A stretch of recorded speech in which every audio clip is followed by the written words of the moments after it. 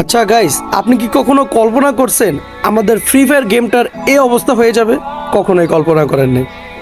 আমরা যারা ওল্ড প্লেয়াররা আছি তারা জাস্ট ওল্ড ফ্রি ফায়ারের কথা শুনলেই পশম খাড়া যায়।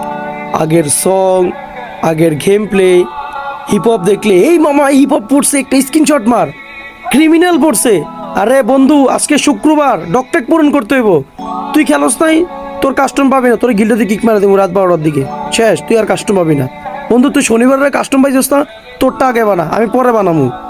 এমন দিন গেছে কাস্টম না পাই, একটা কাস্টম 50 থেকে 100 টাকা দিয়ে কিনে খেলছি আমরা ফ্রি ফায়ারটা।